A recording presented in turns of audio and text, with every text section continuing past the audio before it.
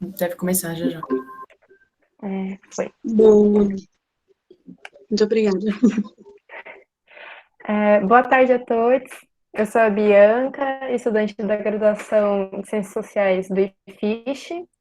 Também faço parte da comissão organizadora da Senacs 2021. E eu já estarei junto com vocês, mediando essa mesa. Desculpa, mesa não, mini curso. Casa, trabalho e família. Como pensar espaços e tempos sociais na pandemia, ministrado pela Bárbara Castro. Mari, você quer se apresentar? Oi, gente, eu sou a Mariana, eu vou estar ajudando aqui com a mediação também, e, enfim, sou das sociais também, e espero que vocês aproveitem esse mini curso. Muito.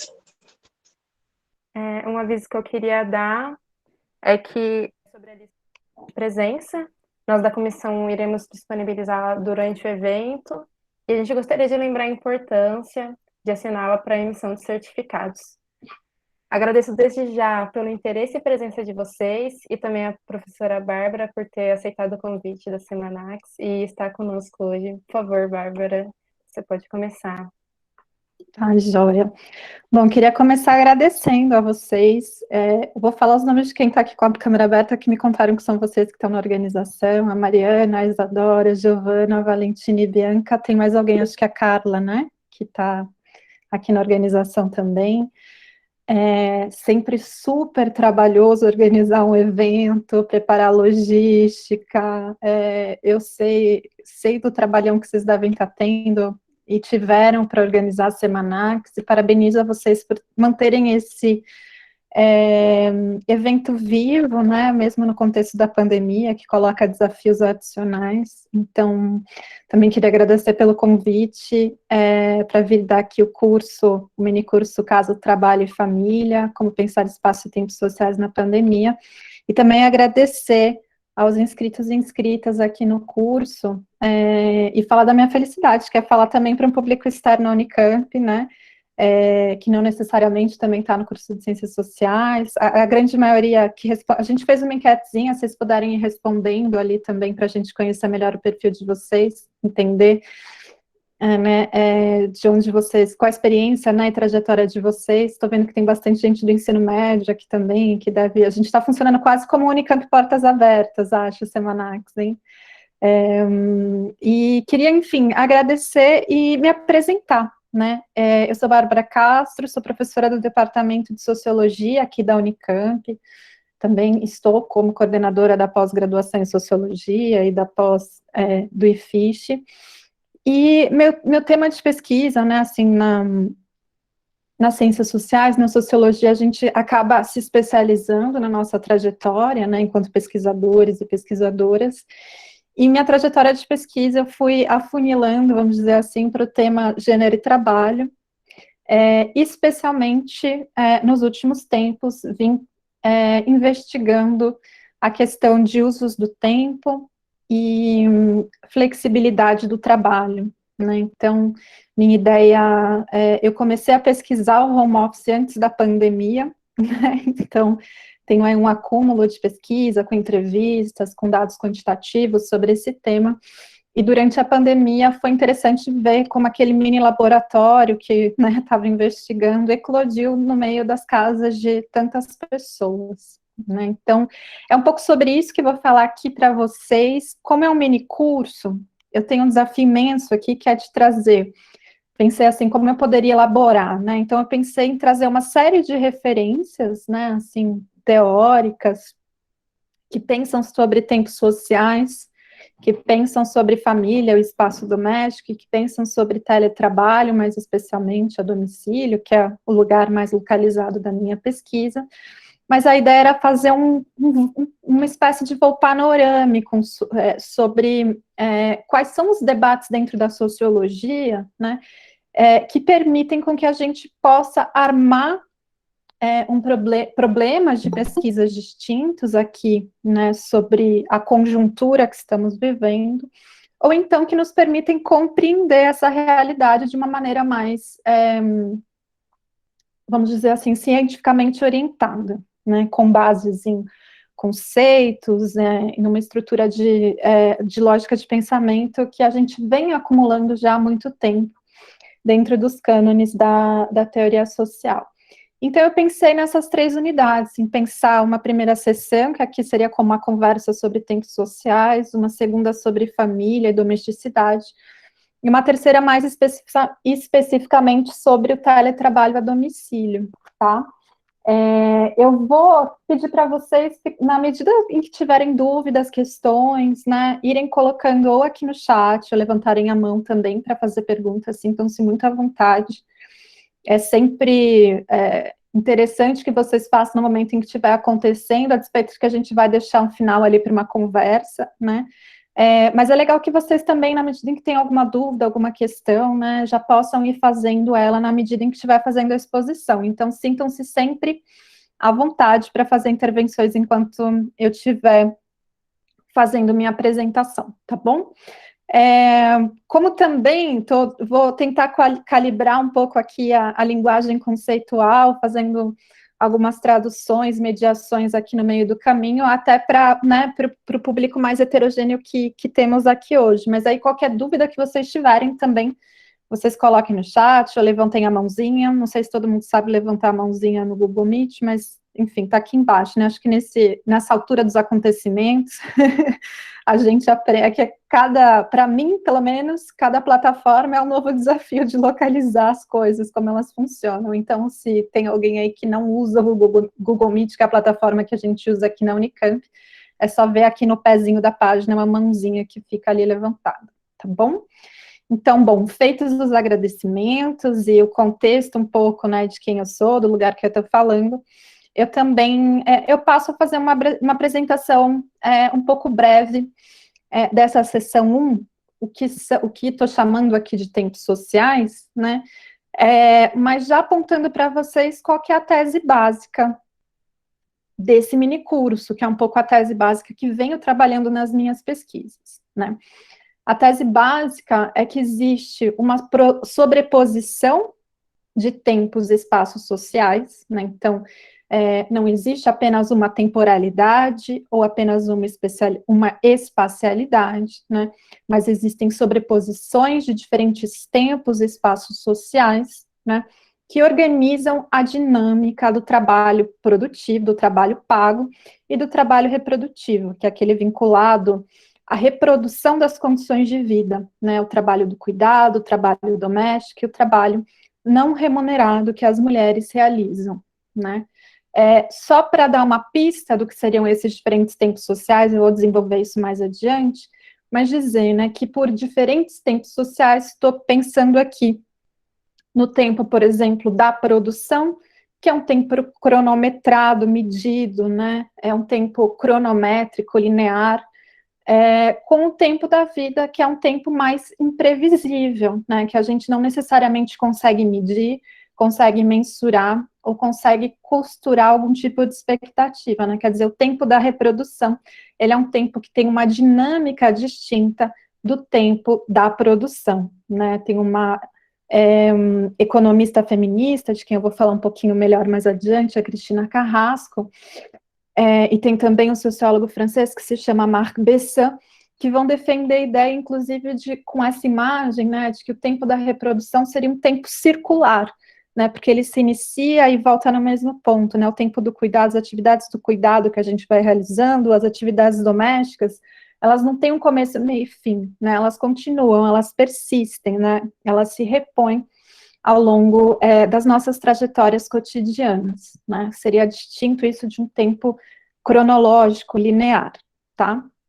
Então, a gente teria essa sobreposição de tempos, e ao mesmo tempo a gente tem uma sobreposição de espaços, né? Isso fica meio óbvio quando a gente pensa no trabalho em home office, por exemplo, né? Ou no que eu estou chamando aqui de teletrabalho à distância, né? Porque teletrabalho é todo tipo de trabalho que a gente consegue realizar por meio de equipamentos informacionais, né? Da tecnologia da comunicação e da informação, mas não necessariamente esse teletrabalho é feito a domicílio, né?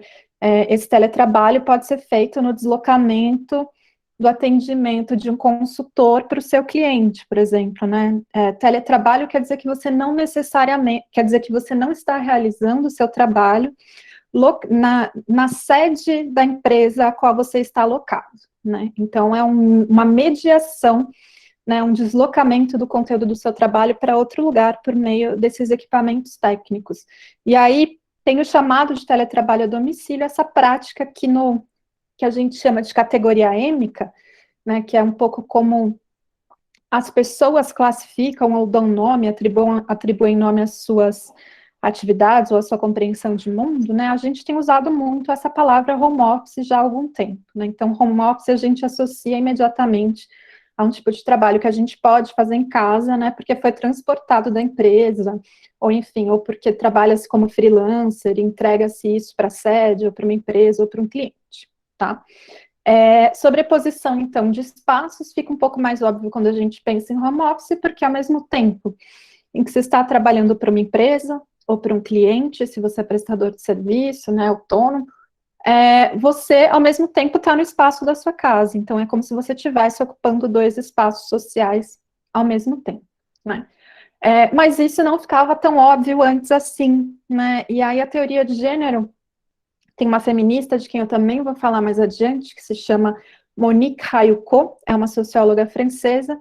Ela, ali nos anos 80, falou, né, fez uma série de pesquisas em que ela observava o quanto que as mulheres que trabalhavam em fábricas ou em empresas, ou seja, fora do espaço doméstico, levavam o doméstico para essa esfera, né? E levavam o doméstico porque estavam o tempo inteiro, né, pensando nas atividades de reprodução, organizando a vida doméstica, mesmo quando estavam trabalhando, né? Por isso ela fala, inclusive, daquele conceito que vocês devem já ter visto circulando, porque se tornou objeto de gibis, de quadrinhos, né? Que é a ideia da carga mental, né? A carga mental é um conceito que foi criado pela Monique Halcó, então, nos anos 80, justamente para demonstrar que essa sobreposição de espaços sociais gera essa carga mental nas mulheres, quer dizer, mesmo quando elas estão descoladas do espaço do domicílio, elas estão realizando tarefas ou estão orientadas por tarefas, né, do cuidado e do espaço doméstico, né, das tarefas domésticas. Bom, é isso que estrutura um pouco a tese básica, então, que existe essa sobreposição de tempos e espaços sociais. E o que eu tenho percebido com os resultados das minhas pesquisas sobre teletrabalho a domicílio, é o quanto isso impacta em percepções, em experiências distintas de se viver o trabalho em home office e em percepções distintas de produtividade. Por produtividade, aqui também quero invocá-lo como uma categoria nativa, uma categoria êmica, no sentido de que são as pessoas que eu entrevisto, né, ou com as quais tenho conversado, que vão dizer, me sinto mais produtiva ou me sinto menos produtiva fazendo trabalho em home office. E o que querem dizer com isso? Né? Querem dizer que sentem que o trabalho em casa, realizado no contexto da casa, rende mais ou rende menos. Ou seja, que realiza mais atividades num determinado espaço de tempo, né? Ou que tem realizado menos atividades, cumprido menos metas nessa mesma unidade de tempo, né? É isso que aciona ali uma percepção de maior ou menor produtividade. Também vou problematizar um pouco essa ideia mais adiante, mas é só para vocês saberem de onde estou partindo. Gosto sempre de informar, assim, a tese, a conclusão, né, onde eu quero chegar, para vocês irem acompanhando um pouco do raciocínio também, tá? Mas voltando aqui, então, vou falar um pouco sobre tempos sociais, e porque que o tempo é uma categoria que também pode ser tratada a partir da sociologia. Eu poderia aqui citar uma série de autores e autoras, mas eu vou selecionar alguns, os quais começaram a trabalhar com o tempo como objeto sociológico, né, e desdobraram a ideia do tempo, né, como um objeto sociológico e afirmaram a importância de se pensar o tempo sociologicamente, tá? Então, eu vou falar aqui de 2 autores e de 2 autoras. Vou falar especialmente do Norbert Elias, que é um sociólogo, e que em seu livro sobre o tempo, ele vai falar, a partir de uma perspectiva que pensa que a experiência de buscar aperfeiçoar a forma de se medir o tempo, então ele está olhando para isso a partir de uma leitura transhistórica, né? Ele está pegando um tempo histórico largo para tentar entender quais foram as mudanças que foram acontecendo ao longo do tempo na forma de se medir e pensar o tempo, né? Thompson também vai fazer isso, que é o outro autor com o qual eu vou trabalhar aqui, né? Mas para ficar no Elias e no Thompson, porque tem uma diferença na forma como os dois pensam o tempo, né? Então, o Elias vai pensar que a experiência de buscar aperfeiçoar essa forma de se medir o tempo, que é como ele vai vendo que isso vai acontecendo, ele, na verdade, ocuparia uma função específica na vida social, né? Que nada mais é do que organizar e coordenar as diferentes tarefas que passam a depender uma das outras. Então, ele está pensando aqui como a ideia de tempo muda na modernidade, né? Pensando aqui um pouco na linha do que o Durkheim estava defendendo, né, na produção de super especialização e interdependência entre as tarefas que a modernidade traz, né, com a divisão do trabalho, com o extrapolamento da divisão do trabalho, né, o que Elias está dizendo é que passa-se a criar-se também uma necessidade de organizar e coordenar essas diferentes tarefas, e uma forma de organizar e coordenar essas diferentes tarefas que se articulam na divisão social do trabalho é aperfeiçoar a forma como se mede o tempo, né? O Elias, para demonstrar isso, né, ele vai fazer uma espécie de mapa histórico sobre as diferentes concepções de tempo que foram sendo construídas para demonstrar como a maneira como a gente pensa o tempo é produto de cada contexto, né? E como cada ideia de tempo vai se tornando hegemônica em diferentes contextos, né? Dependendo da necessidade que cada grupo humano tem de criar, na verdade, pontos de referência a partir dos quais eles traduzem suas atividades. Então, se a gente for pensar também, né, na produção do tempo num contexto rural, né, que é o qual ele também vai fazer referência, ele vai dizer, bom, as unidades de medida seriam o nascer do sol e o se pôr do sol, que é o tempo em que há visibilidade, né, para que as tarefas, as atividades sejam realizadas, e é isso que regula o tempo. E se a gente pensar, né, numa sociedade cada vez mais industrializada, o quanto a luminosidade do dia passa a pouco importar sobre o desempenho das atividades que vão ser realizadas, né? Dentro da fábrica é sempre dia, né? É sempre luz, por isso as tarefas podem ser realizadas ali 24 horas ininterruptamente, né? Isso passa, a natureza passa, para de se tornar um controle para o desempenho das atividades, né?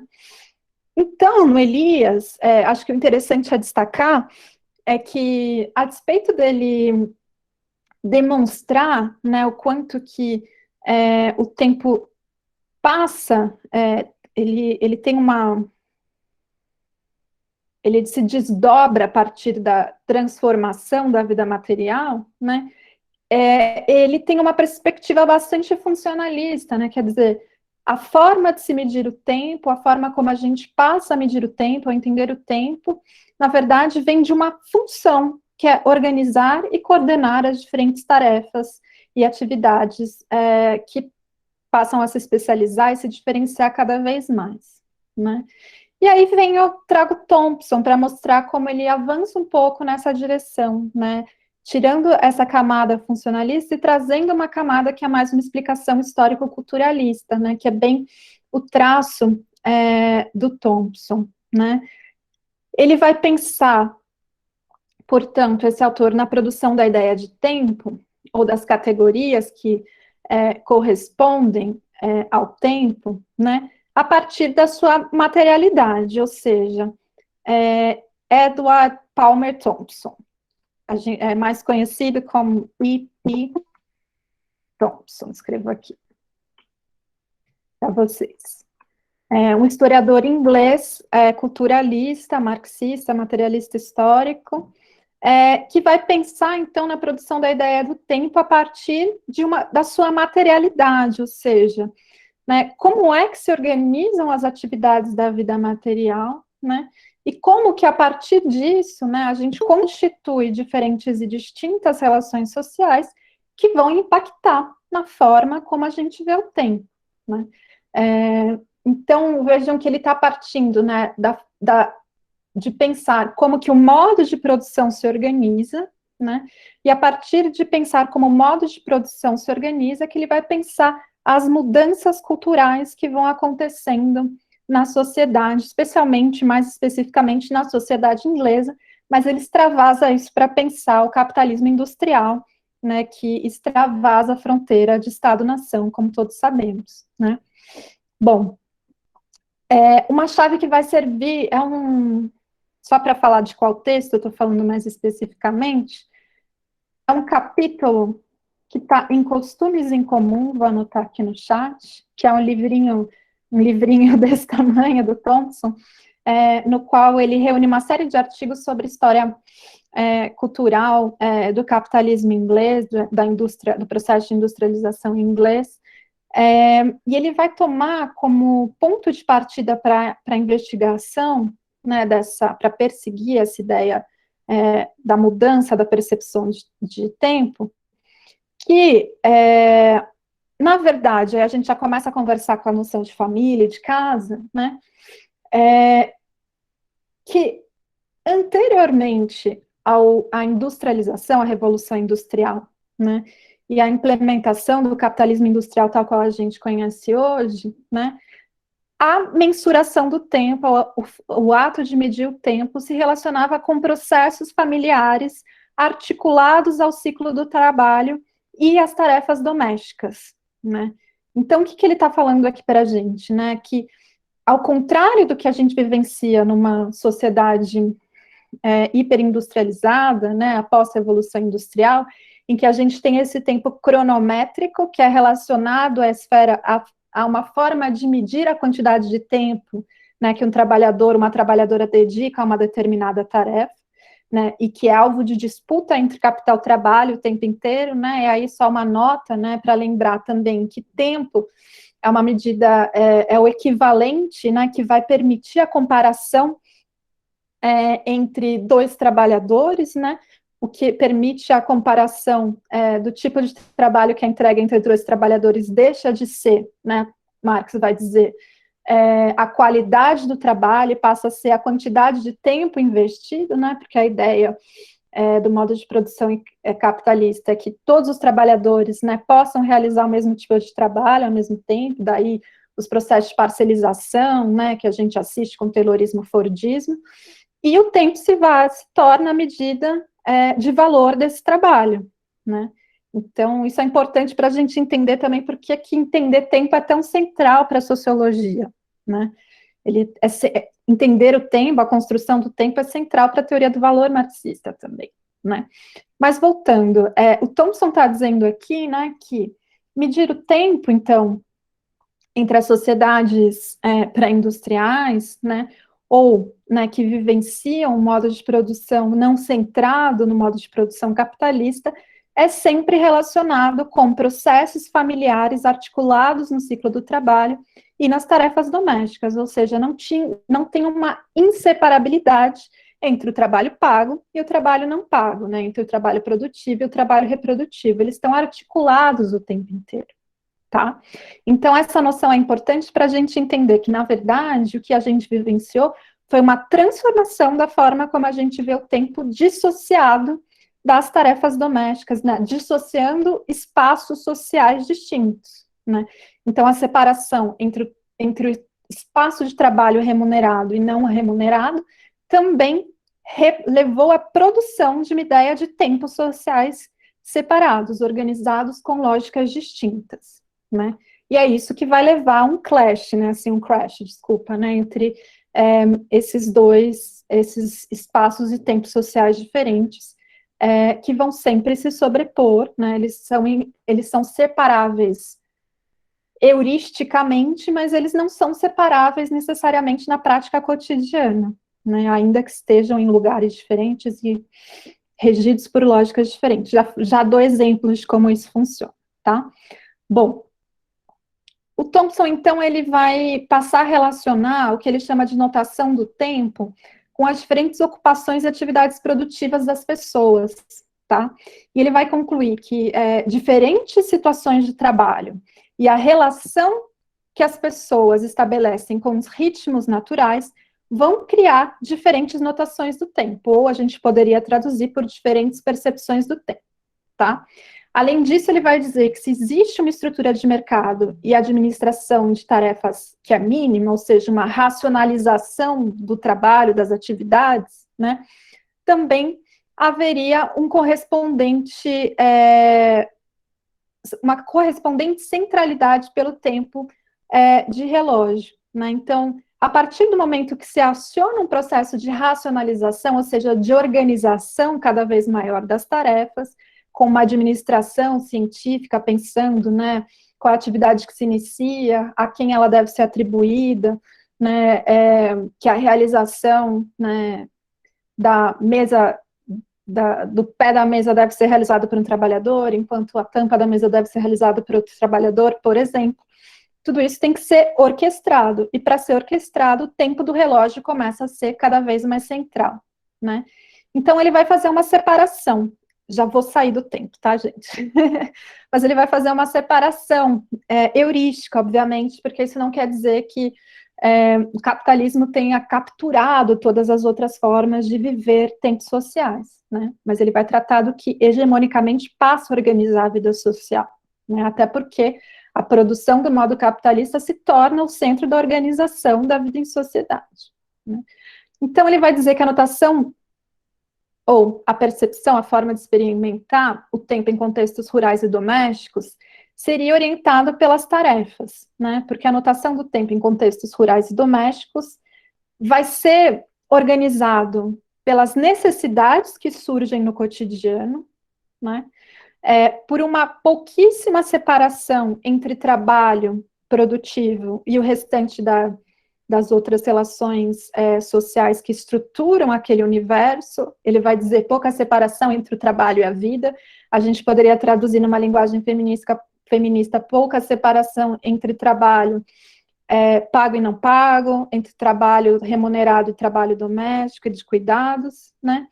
E ele vai dizer, cito, as relações sociais do trabalho são misturados. O dia de trabalho se prolonga ou se contrai segundo a tarefa, e não há grande senso de conflito entre o trabalho e o passar do dia. Então, dependendo da tarefa que se coloca naquele dia, se trabalha mais ou se trabalha menos, né? E dependendo não só do dia, mas da época do ano, por exemplo, né? Ou da etapa da vida, se a gente quiser sair do contexto só rural e pensar no contexto doméstico. Etapa da vida pensando, né, numa casa com filhos pequenos, numa casa com filhos adultos, numa casa com filhos adolescentes, por exemplo, né? O tipo de tarefa, o tipo de dedicação que se vai atribuir, né, ao cuidado dessas crianças, né, ou adolescentes ou adultos, é distinto conforme as etapas de vida, né, dessas crianças, porque a vulnerabilidade desses seres humanos, né, mudam muito, e a relação de dependência que é criada muda muito conforme o avançar da vida, né, e isso muda a regulação também dos tempos sociais que são dedicados às tarefas do cuidado e do trabalho doméstico. E, por fim,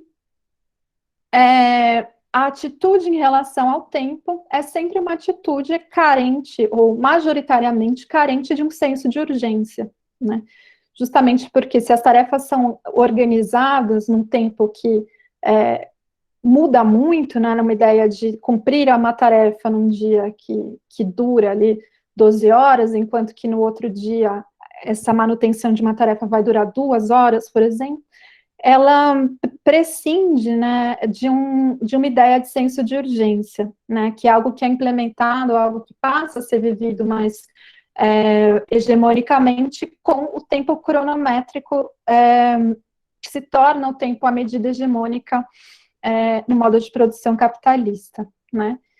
O que o Thompson vai defender, assim como ele estava olhando para essa complexificação da divisão do trabalho, ele também vai defender a ideia de que essa orientação do tempo por tarefas, ela vai começar a se complexificar conforme se complexifica a divisão do trabalho, ou seja, quanto mais parcelizado ele se torna, quanto mais especializado ele se torna, e por especializado quero dizer, né, quanto mais um trabalhador se torna, uma trabalhadora se torna responsável pela realização de uma tarefa específica, enquanto que o outro, né, de artesanal se torna proletarizado, né, vai perdendo, inclusive, conhecimento sobre o conteúdo daquele trabalho, né, enquanto mais complexa fica a divisão das tarefas, a especialização e a parcelização, maior a necessidade que se cria de medir o tempo, né, para cronometrar também essa tarefa. Mas aí que o Thompson muda um pouco em relação ao Elias, porque até aqui, né, estamos pensando como é uma função também,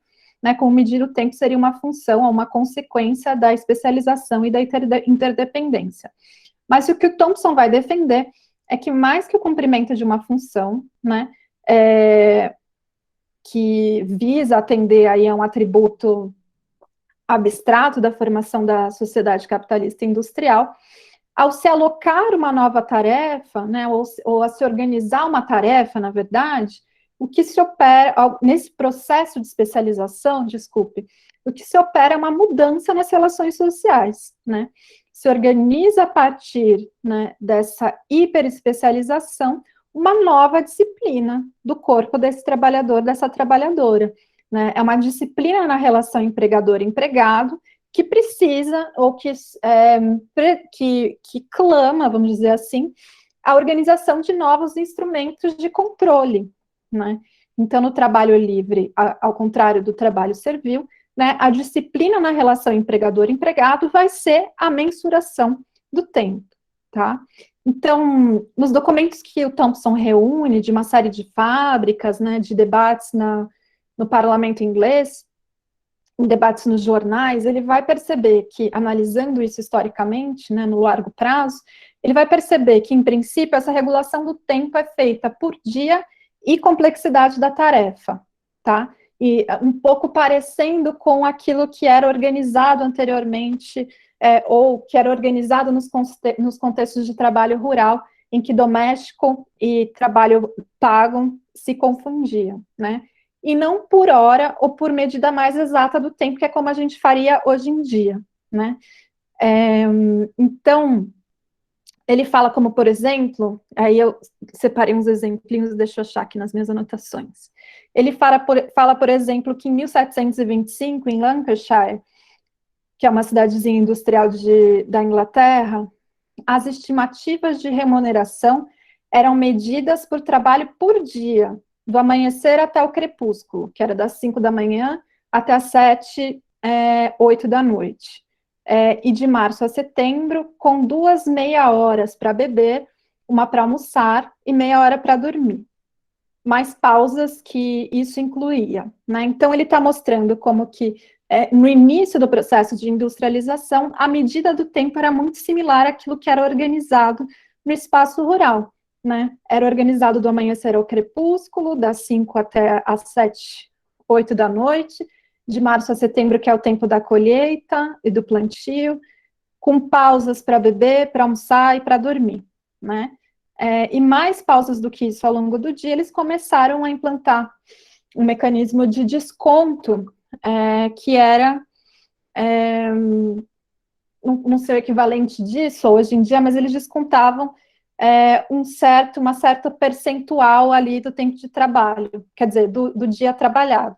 Ou seja, já tinha uma ideia embutida de que se você deixa de trabalhar mais do que essas 2 pausas por dia, você está roubando o tempo do seu empregador, né? Que é uma noção que passa a se tornar hegemônica ao longo do tempo, né? E aí ele vai dizer, bom, há uma mudança, passa a se organizar uma mudança de comportamento ao longo dos anos. E aí ele vai se valer nesse capítulo, esqueci de colocar o nome do capítulo aqui para vocês, né?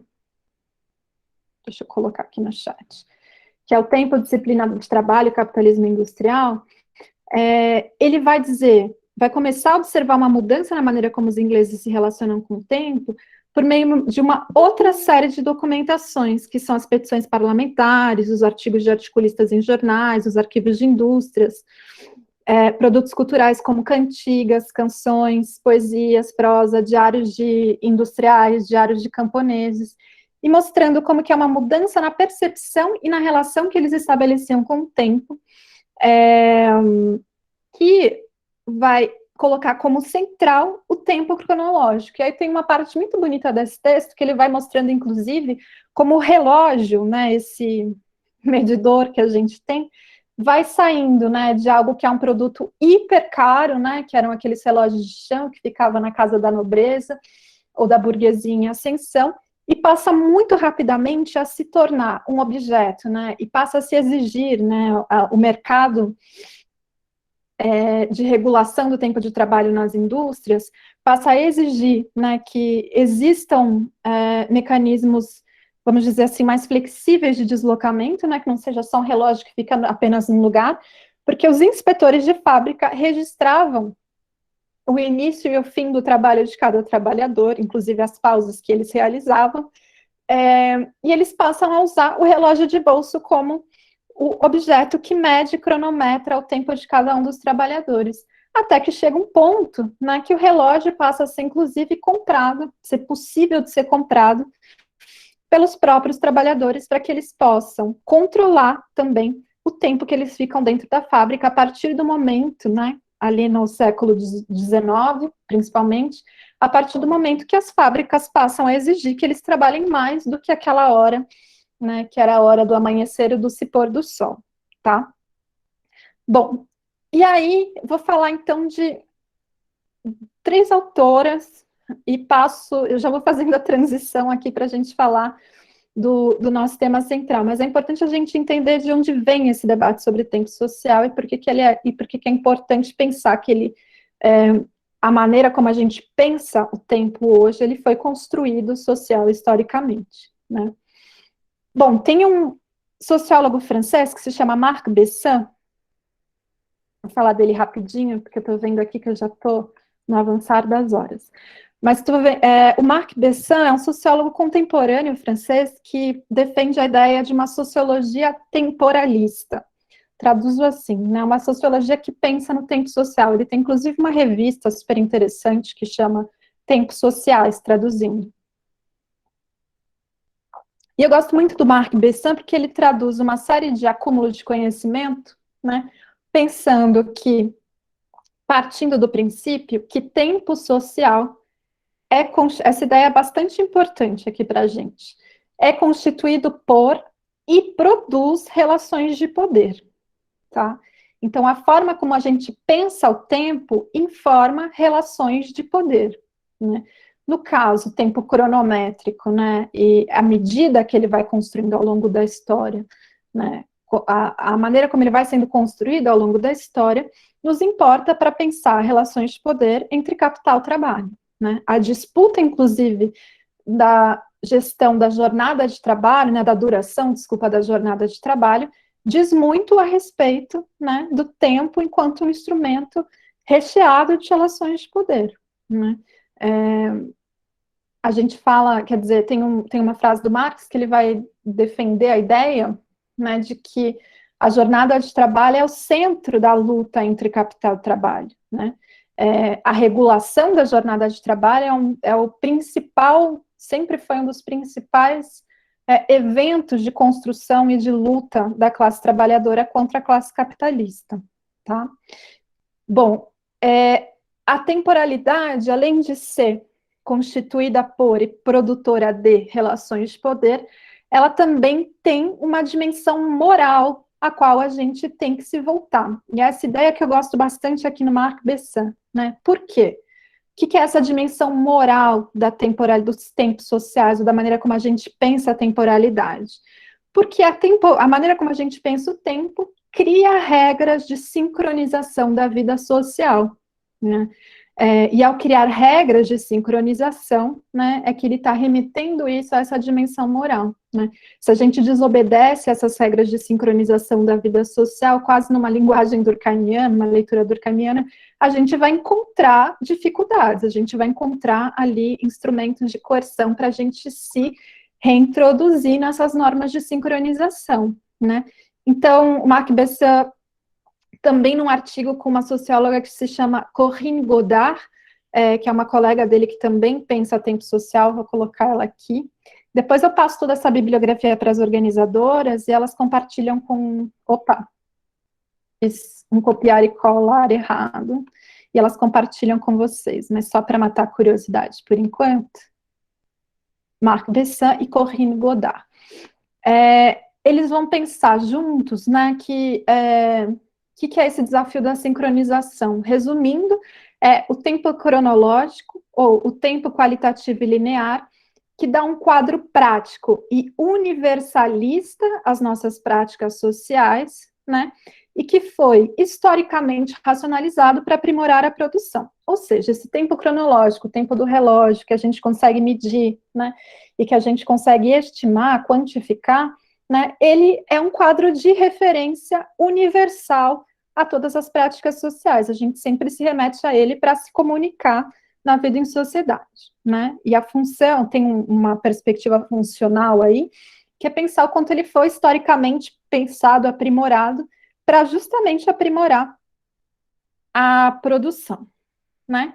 Mas, eles vão dizer, esse modo de medir nossas atividades não leva em conta outras temporalidades, de ordem mais qualitativa e subjetiva, que não se encaixam no tempo quantitativo e linear. Mas que outras temporalidades são essas? Vocês devem estar se questionando. E aí que eu vou trazer duas autoras para conversar com a gente.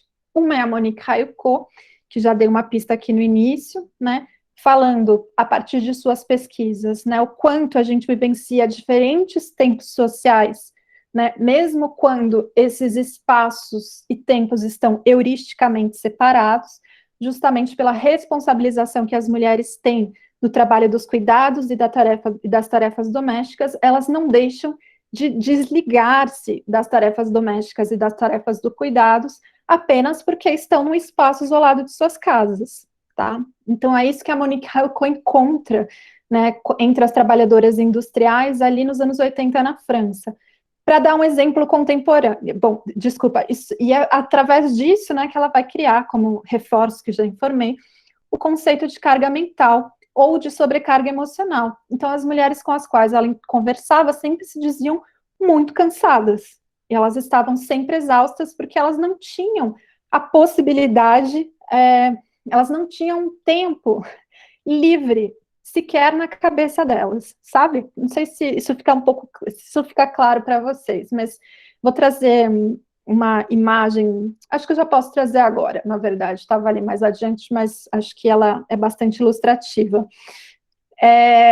A teoria do valor do Marx, ele vai fazer uma diferença para a gente entender como, né, se produz a acumulação. Ele vai falar que, enfim, a gente tem os tempos mortos de trabalho, né? Que são os tempos em que as pessoas não estão trabalhando quando estão nessa jornada de trabalho. Por exemplo, ida ao banheiro, pausas para um cigarro, pausa para o café, pausa para uma conversa, e assim por diante, né? Então, o objetivo de toda a gestão e organização do trabalho, disciplinarização do trabalho numa empresa ou numa fábrica, né? Essa gestão do trabalho sempre foi reduzir esses tempos mortos para extrair uma maior produtividade desses trabalhadores e trabalhadoras.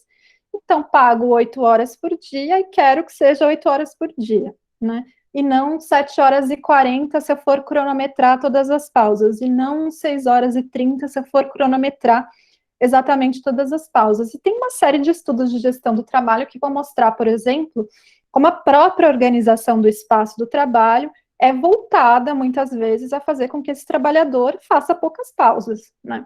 Tem até reorganização, por exemplo, de bebedouro, sabe, no espaço de trabalho, para que você não caminhe tanto para ir buscar e encher sua garrafinha de água. ou banheiros que são distribuídos quando a empresa é grande, para que você também não tenha um tempo de deslocamento maior, né? São coisas pequenas, parecem pequenas, mas a arquitetura, isso é um estudo bastante legal de se fazer. A arquitetura dos escritórios, das fábricas, diz muito a respeito dessa economia de tempo que os capitalistas buscam construir, né, para reduzir esses espaços de pausa, né? E no limite, o que a Monique Hayeko está dizendo é essa porosidade de trabalho das mulheres, essas pausas, né, elas sequer são colocadas da mesma maneira ou na mesma lógica, né? Porque essas porosidades estão sempre preenchidas, né, pelas tarefas domésticas ou de cuidados que elas estão pensando em organizar. Estão fazendo a lista de compras na cabeça, estão pensando como organizar as férias das crianças, estão pensando como organizar o almoço e a janta da semana e assim por diante, né? Ou como cuidar da mãe, como cuidar do pai. E mais contemporaneamente, tem alguns estudos sobre mídias sociais que mostravam antes da pandemia, né, o quanto as mulheres eram o tempo inteiro interrompidas na empresa pelas mensagens de smartphone, né, então, que eram mandadas pela família, pelos filhos, pelas questões, para administrar as questões domésticas. Então, ao mesmo tempo em que estavam trabalhando fora do espaço da casa, a casa invadiu o escritório, na medida em que elas precisavam administrar conflitos emocionais dentro da casa, né, entre filhos, entre parentes, entre amigos, né, na medida em que contratava serviços, entrega de comida, não sei, prospecção de escola, todas elas estavam o tempo inteiro administrando a vida das crianças ou do espaço doméstico, enquanto também estavam trabalhando, né? Aí tem vários estudos de mídias sociais que mostram, né, esse uso distinto que é feito dos smartphones, dos aplicativos, né, de mensagem instantânea, entre homens e mulheres no espaço de trabalho. Depois eu posso dar uma referência aqui, tem muita coisa em inglês, na verdade.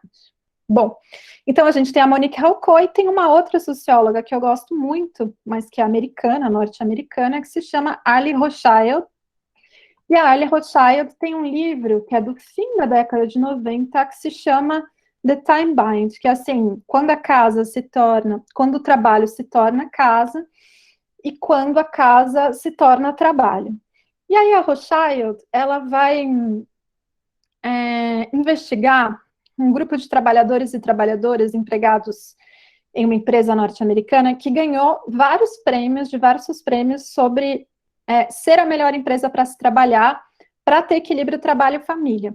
E ela encontrou várias modalidades de contrato flexíveis, aí já começa a entrar também na coisa do teletrabalho a domicílio, do home office, porque o chamariz para o teletrabalho a domicílio e para o home office, tanto na pandemia quanto antes, é a possibilidade de continuar desempenhando um trabalho em outro espaço que não seja empresa, né? Ter flexibilidade de realização do trabalho em outro lugar que não seja empresa. Pré-pandemia, isso era positivado numa chave de isso vai melhorar o equilíbrio, o chamado, e aqui equilíbrio trabalho e família, também uma expressão nativa das empresas, vamos dizer assim, né? Ou seja, trazer o trabalho para casa melhora a relação das mulheres com a angústia que muitas relatam entre administrar as tarefas do trabalho pago e não pago, e no contexto da pandemia, o trabalho em home office se tornou a possibilidade de evitar o contágio pela Covid-19, né? Deixar de circular nas grandes cidades ou pequenas cidades, reduzir o espaço de circulação, implica em reduzir a possibilidade de contágio pela Covid-19, né? Então, esse é o lugar positivo em que essa modalidade flexível de organização de espaço de trabalho foi colocada. Bom, a Rothschild, ela encontrou modalidades de contrato que tornavam um tempo de trabalho mais flexível. Quer dizer, essa empresa ela era avaliada como muito boa, porque os trabalhadores, homens e mulheres, poderiam ser part-time, trabalhar meia jornada, eles poderiam fazer o home office, ou eles poderiam fazer parte do trabalho em casa, parte do trabalho na empresa, enfim. Eles poderiam, inclusive, propor uma forma de trabalho que permitissem com que eles tivessem uma melhor experiência na articulação entre trabalho e família. Mas o que a Rothschild descobriu, e ela ficou 3 anos morando na cidade em que a empresa estava sediada, indo para a empresa, ficando na casa dos trabalhadores, é uma etnografia de fôlego que recomendo muito que vocês leiam. Ela descobriu que ninguém, ou uma parte muito ínfima dos trabalhadores e trabalhadoras, reivindicava esse tipo de contrato. Ela falou, mas o que está acontecendo? Essa empresa é avaliada como a melhor para se trabalhar porque tem esse leque de possibilidades, mas ninguém usa esse leque de possibilidades.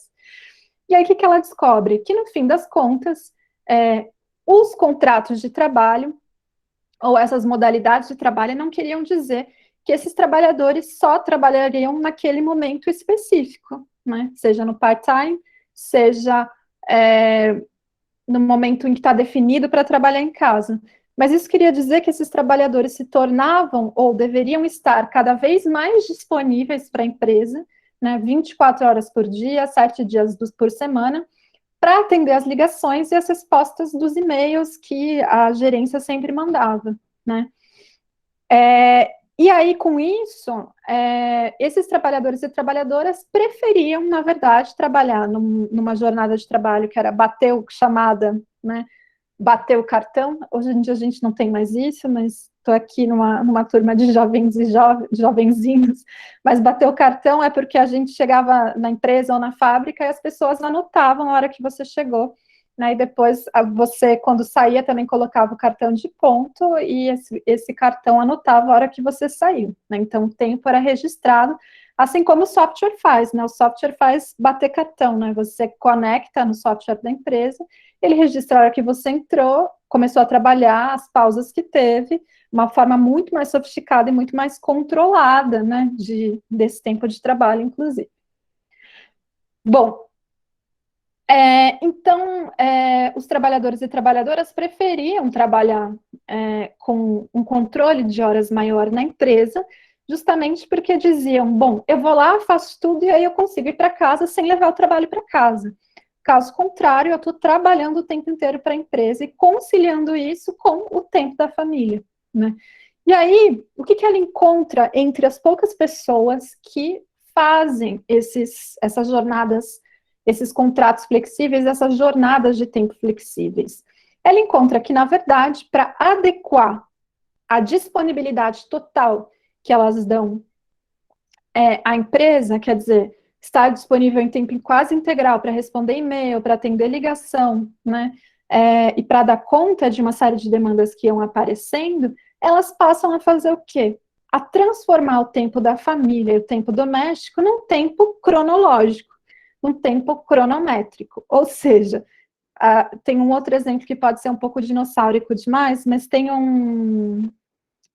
sempre dou esse exemplo, que é uma série que passava no SBT, que se chamava Super Nanny, não sei se vocês já ouviram falar, mas a Super Nanny, ela sempre vai na casa que tem uma criança, é um estereótipo, né, uma família que não consegue fazer a criança obedecer à dinâmica daquela família, e ela cria uma série de estratégias para que aquela criança se adeque, né, à maneira como uma família deve operar, né, comer a comida certa, ou dormir na hora certa, acordar na hora certa, né? E o que é isso se não tailorizar, ou seja, cronometrar o tempo do cuidado, né? Criar essa rotina. Alguém abriu o microfone? Acho que foi sem querer. Criar uma rotina que permita com que as crianças se adequem ao tempo cronológico, que é o tempo do trabalho produtivo, né? Compartimentando as atividades, né? Então era isso que eles faziam, compartimentavam as atividades que faziam com seus filhos em intervalos fixos e pré-definidos do tempo, né? Enfim, sociologicamente é interessante para a gente pensar a estratégia que as famílias mobilizam, né?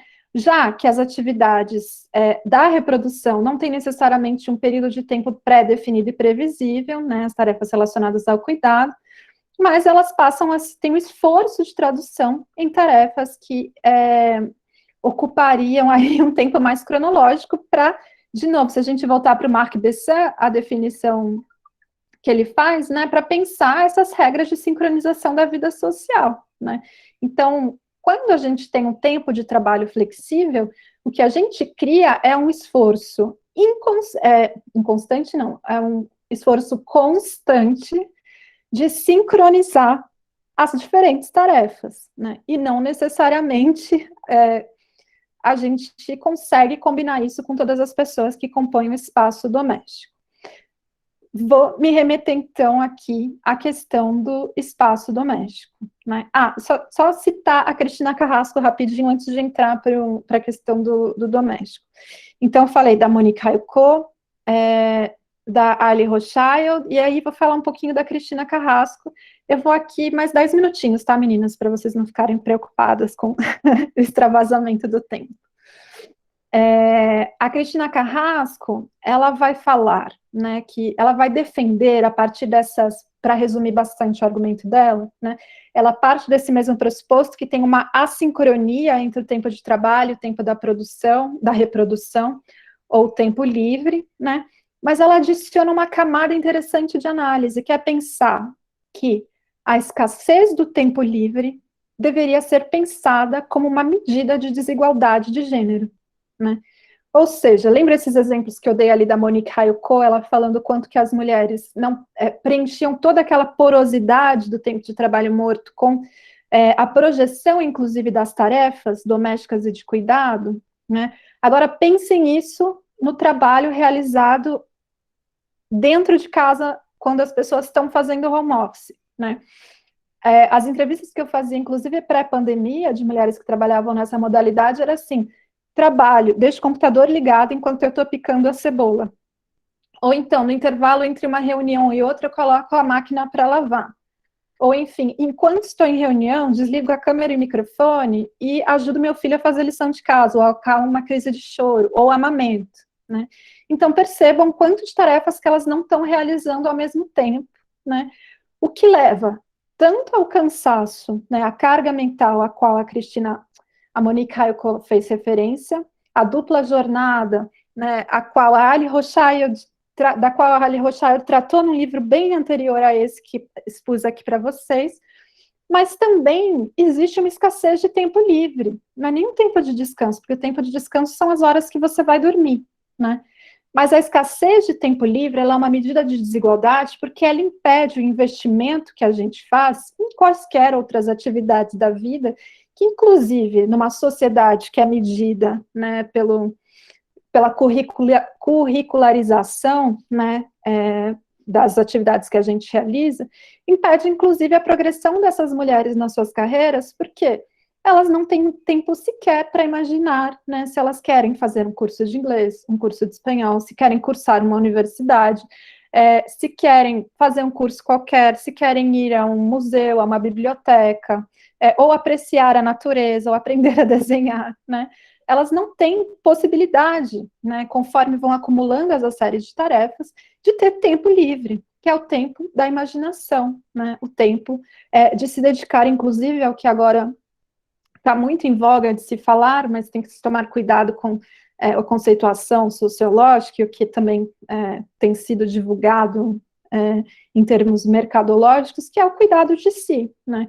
Ela sequer tem tempo também para cuidar de si, né? Cuida dos outros, mas não cuida de si. Então, a Cristina Carrasco diz, né, que uma excelente medida de desigualdade de gênero é pensar na escassez de tempo livre, né? Quem tem menos tempo livre disponível é quem tem mais pobreza de tempo. E quem tem mais pobreza de tempo, como esqueci a palavra para isso, mas inevitavelmente vão ser as pessoas mais pauperizadas, né? No Brasil, mais pauperizadas, mais racializadas, né? Então, geralmente, as mulheres negras são as mulheres que têm menos tempo livre para dispor no seu cotidiano. Tá? Sequer férias, né? Porque as férias, se você tem um contrato de trabalho, porque as férias se transformam num outro espaço de remuneração ou de repor renda, né? Bom, aí entramos, então, entendendo um pouco, né, como a gente pensa o tempo e como existe o que eu chamo de um borramento dessas fronteiras, né, quando a gente pensa no home office. Venho aqui um pouco para o teletrabalho a domicílio para a gente pensar na família não como um espaço de harmonia, tal qual isso era pensado numa sociologia do início do século passado, assim, nos anos 30, 40, 50, né? A família sempre foi teorizada como um espaço de harmonia, né? Como um espaço de organização da ordem social, né? De reprodução da ordem social. E a gente muda essa chave, a gente, na teoria feminista, para defender que a família é um espaço de conflito, né? A noção do movimento feminista dos anos 70, o privado é público, né, vem justamente expor a quantidade de conflito que existe dentro desse espaço doméstico, dentro desse espaço dessa unidade familiar, e do quanto não deveria haver uma separação dessa unidade de mundo, né, pensando que ela tem uma lógica própria, né, descolada da ordem social. Então, dentro da família se repõem desigualdades sociais, né, e se repõem também os conflitos que acompanham essas desigualdades, né.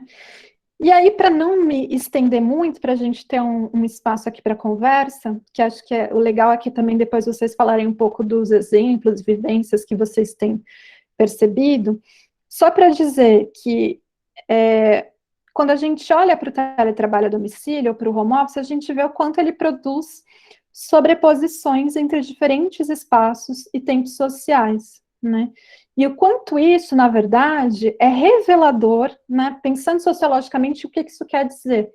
Né? Que isso é revelador das formas de controle que se colocam socialmente sobre o trabalho pago e é revelador sobre as responsabilidades que as mulheres têm sobre o trabalho não pago, né? Porque no home office, no teletrabalho a domicílio, o espaço da casa, da vida privada, se desdobra também no espaço do trabalho pago, da vida profissional. E a consequência disso é que o tempo dedicado ao trabalho remunerado, ele vai se cruzar, se sobrepor com os das tarefas domésticas e de cuidados. E também vai se sobrepor, como dei os exemplos já aqui, com o tempo de descanso e o tempo livre, né?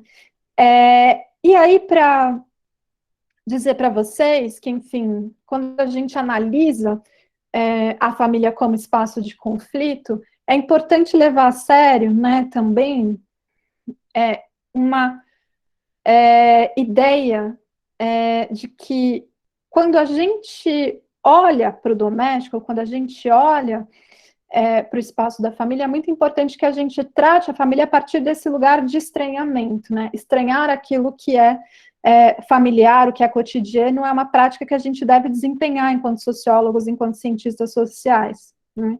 E pensar a família como conflito, o doméstico enquanto conflito, é pensar num espaço social, né?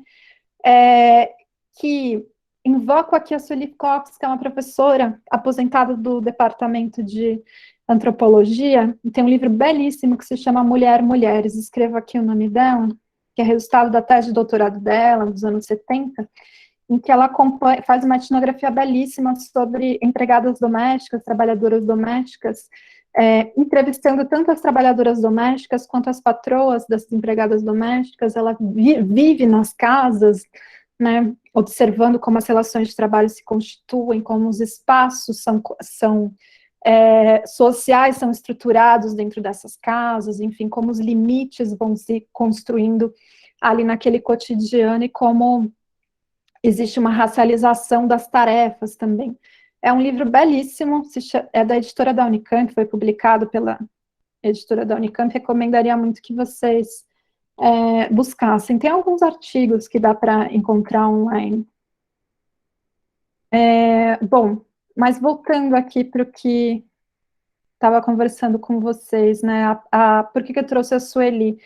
Porque a Sueli, ela vai defender justamente a ideia de que o doméstico, ele é um lugar estrutural que mais do que repor essa dicotomia público e privado, né, mais do que simplesmente ecoar essa dicotomia público e privado, ela revela as suas articulações, ou seja, o doméstico ele vai revelar justamente, não vai repor essa separação entre privado e público, mas vai revelar as articulações entre privado e público, né?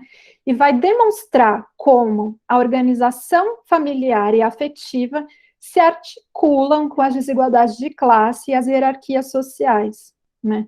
ela está mostrando como, nesse caso específico, como as relações políticas entre patroas e empregadas se repõem no privado, né? E aqui a gente poderia pensar como a organização familiar e dos afetos no espaço da casa, né, repõe essa hierarquia de gênero entre homens e mulheres. E aí eu termino trazendo, depois eu falo mais das minhas pesquisas, mas eu estou aqui trazendo referências maiores para vocês, tá? Termino com uma socióloga italiana que se chama Sandra Burchi, que fez uma pesquisa também pré-pandemia, e trago isso para pensar as continuidades, tá? E depois a gente conversa um pouco sobre isso. Que analisou esse fenômeno contemporâneo do trabalho em domicílio, lá na Itália, pensando, olhando, na verdade, para profissões que exigem alto nível de instrução, e pensando quanto esse trabalho a domicílio, naquele contexto italiano, dos anos 2010 para frente, passa a ser articulado também como uma estratégia de empregabilidade. Então, enfim, uma super crise econômica, os empreendedores de si mesmos, né, e quanto na Itália o teletrabalho a domicílio, ou home office, já abro aqui a pergunta, só para terminar o raciocínio, tá? O quanto passa a ser atividades de alto nível, né, que se articulam com estratégias de empregabilidade, né? Então, ela entrevista mulheres autônomas, freelancers, consultoras, que passam a trabalhar em casa para resistir justamente à exclusão do mercado de trabalho, né? Só que ela observa que essas mulheres, ao mesmo tempo que estão trabalhando em casa, elas começam a trabalhar para produzir uma casa que não seja mais tão casa assim, né? Ou para organizar espaços na casa que não as permitam estar em casa mesmo quando estão em casa, né? Então, elas passam a transformar esse espaço, né, em algo mais do que aquilo que ele tinha antes delas ocuparem esse espaço também como trabalhadoras remuneradas, né? Tentam ultrapassar essa dimensão privada, essa dimensão da domesticidade, né? E ela vai começar a classificar, ou mostrar no seu artigo, né, as distintas estratégias que as mulheres passam a mobilizar para organizar esse espaço de trabalho, né? Inclusive, ela fala muito de um nomadismo, né, o quanto o escritório migraria de um espaço para outro dentro de casa, mas mais do que isso, o que me chamou a atenção, né, é que as mulheres estão o tempo inteiro fazendo essas migrações no espaço da casa, não só para terem uma experiência mais agradável de trabalho a domicílio, mas para reduzir o conflito no espaço domiciliar, né? Então, elas vão reconstruindo suas rotinas de trabalho conforme as agendas das outras pessoas com as quais elas moravam, né? Elas passam a levar seu escritório, elas fazem esse nomadismo dentro de casa, né? Porque se elas trabalham na sala, né? Quando o filho chega ou quando o marido chega, né? Ou quando a companheira chega, elas levam esse trabalho para o quarto, ou para um espaço em que elas possam fechar a porta, né? Ou elas regulam a sua rotina de trabalho segundo as horas de trabalho das pessoas que estão fora de casa, justamente porque quando essas pessoas chegam em casa e elas seguem trabalhando, isso gera conflitos. E por quê? E aí eu fecho e concluo para a gente conversando. Porque acho que uma das coisas que vocês devem ter reparado, né, tanto nas experiências pessoais de vocês, ou de pessoas ao redor de vocês, quanto por reportagens que não deixaram de pulular, os seminários, mesas redondas sobre o trabalho em home office, quando tem essa dimensão de gênero como central, é que as mulheres são muito mais interrompidas na realização do trabalho pago quando trabalham em casa, do que os homens, né? Isso tem a ver com a responsabilização que é atribuída a elas, né, da organização do espaço doméstico, a organização do cuidado, né? E o cuidado aqui, na pandemia, ganha novas dimensões, porque não é apenas o cuidado das crianças, né, quando se tem filhos, mas é o cuidado da família e é o cuidado do não contágio também. Então, tem uma série de pesquisas, tem uma que inclusive participei, depois eu mostro aqui para vocês, em que as mulheres assumem novas tarefas, né? Então, a tarefa, por exemplo, de limpar os alimentos que chegam em casa, né? Que foi uma coisa que a gente fez muito quando a pandemia começou, Depois começaram a sair os estudos que falam, não vale a pena, a superfície não contagia tanto, aí vai e vem, né, conforme as ondas da Covid também se faz mais essa tarefa, ou se faz menos, mas foram as mulheres que assumiram essas novas tarefas. Foram elas também que assumiram a gestão dos riscos sociais da pandemia da Covid, né, tomando decisões agora na reabertura de escolas, de se as crianças voltam ou não voltam, né. Conheço muitos casais que decidiram que os filhos continuem em casa para evitar a circulação do vírus, enquanto não tiver vacina até a idade da criança, né, enfim, ou enquanto não reduzir a taxa de contaminação, o que quer dizer que elas seguem sendo responsáveis por realizarem a gestão escolar da vida dessa criança, ou seja, não é só ligar o computador, dar café da manhã, ligar o computador, mas é também acompanhar o desenvolvimento, a concentração da criança nas tarefas escolares que estão sendo realizadas online, quando é possível que essa criança faça esse desempenho dessas tarefas online, né? Então, essas mulheres são interrompidas o tempo inteiro, né? O que, em muitas tarefas que são realizadas à distância, e aqui eu estou falando de um grupo muito específico de trabalhadores e trabalhadoras, que pôde, no decurso dessa pandemia, trazer o trabalho para casa, e a gente sabe que é uma maioria de população com ensino superior completo, uma maioria de pessoas brancas, e uma maioria masculina, inclusive, que tem muito a dizer sobre que trabalho é esse que pode ser trazido para dentro de casa, né? Mas para falar dessa população específica, ainda grita a desigualdade de gênero na organização de tempo e espaço de trabalho. É quase como se a gente estivesse vivenciando uma experiência social também de maximização ou de desinvisibilização de uma série de tarefas, né? Inclusive da delegação que essas mulheres, que esses núcleos familiares realizavam do cuidado das crianças ou das tarefas domésticas. Por delegação quando a gente olha os dados da PNAD, que é a Pesquisa Nacional de Amostra Domiciliar, quanto maior a classe social, menos tempo as mulheres gastam nas tarefas domésticas, né? Não é tão menos assim do que as outras mulheres, mas tem um efeito de redução, né? O que quer dizer que elas estão delegando esse trabalho para trabalhadoras domésticas ou para babás que estão cuidando de seus filhos, né? O que, pelo menos no início da pandemia, né, zerou um pouco essa equação, né? Com a não vinda das trabalhadoras domésticas, a não vinda das babás para dentro do espaço da casa, né? Levando essas mulheres a se responsabilizarem de novo por essas tarefas em tempo integral, né? Para além disso, né, a produção de alimentos, que passa a ser realizada majoritariamente dentro de casa, né, porque, enfim, é diferente você gastar o seu VR, né, na rotina do trabalho, quando você tem trabalho CLT, né, mas é diferente realizar isso, né, e fazer uma compra por delivery todo dia, também para a circulação do vírus e assim por diante. Então, só para fechar,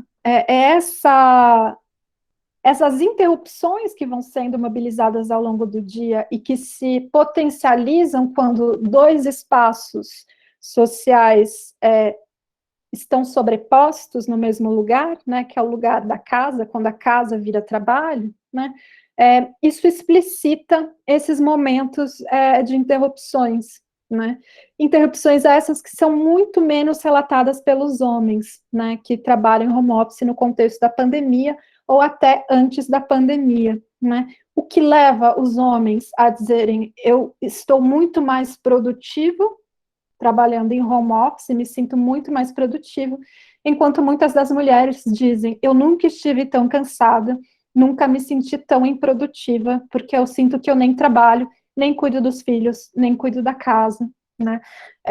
Estão num contexto de exaustão mental e física, né? Como nunca sentiram antes da realização, da evocação do início, desculpa, da pandemia, né? De novo, com isso eu não quero afirmar que os homens são realmente mais produtivos e as mulheres mais improdutivas, não é disso que se trata, mas o quanto essa percepção de produtividade importa para a gente entender como as rotinas de trabalho as impedem de se concentrarem na realização de tarefas, né? E as levarem a realizar rotinas que são jornadas de trabalho ininterruptas que só param quando elas põem cabeça no travesseiro para dormir, né? Então, só para dar um exemplo, tem uma das entrevistadas que conta, enfim, que ela acorda às 5 da manhã, que é quando a casa ainda está dormindo, e vai dormir às 1 ou 2 da manhã para dar conta de fazer o seu trabalho bem concentradinho, né? De maneira em que elas possam se sentir tão produtivas para o trabalho pago quanto para o trabalho não pago, né? É isso, vou deixar aqui então espaço aberto. Tinha alguém que tinha levantado a mão e eu fui deixando passar, desculpa. Eu falei, depois eu termino o raciocínio. Mas eu teria muitas outras coisas para comentar aqui com vocês, da pesquisa nova que acabou de sair, mas a gente vai conversando conforme pudermos nessa meia horinha, tá bom? Agradeço a atenção de vocês. Muito obrigada, Bárbara. Eu tive que desligar minha câmera no final por causa da internet, um pouco instável. Mas foi muito bom o curso. A Bianca, será que não quer falar alguma coisa? Oi, olha, eu só queria agradecer mesmo, foi incrível. Eu ainda estou organizando tudo aqui na minha cabeça, com tudo que você falou, assim, mas eu achei uma exposição incrível, assim, você pensar que, principalmente, que é uma realidade muito próxima, né? Também não a todo mundo, né? Então existe um recorte aí, mas que é uma realidade próxima, principalmente nessa época de pandemia, e eu fico pensando nessa questão de concentração do trabalho, né? Quanto tempo passa, enquanto as coisas vão evoluindo, né? Se tornando mais tecnológicas, a concentração do trabalho, essa otimização do tempo e do espaço, né? Como que ficam aí também. Mas, enfim, incrível. Eu vou agradecer ainda no final dessa exposição de novo, mas foi ótimo, Bárbara, e acho que a gente pode passar para as perguntas mesmo. A Valentina está aqui com a mão levantada. Fala, Valentina. O cachorro começou a latir, então se estiver atrapalhando, vocês avisam. Eles me escutaram também com um martelo, mas agora parou, mas tem uma reforma que acontecendo. Faz parte do trabalho em casa. Faz.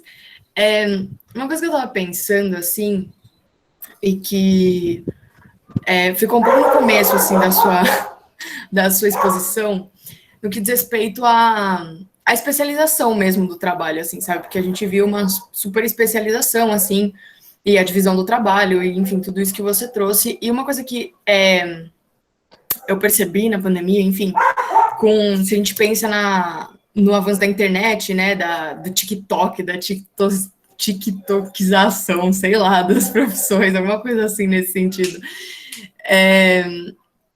Assim, como voltou... Quer dizer, eu não sei, é uma pergunta, na verdade, se você sente que isso traz um pouco, tipo, desfaz um pouco dessa noção dessa especialização do trabalho, assim, sabe? Porque eu sinto que hoje é muito valorizada essa coisa de que você tem o seu trabalho, sei lá, você tem o seu negócio, e aí se você faz tudo, assim, você faz a parte administrativa, você faz a parte financeira, você faz a parte de marketing, você faz a parte de venda, e isso, assim, é um símbolo muito forte, assim, de independência, de resiliência, assim, sabe?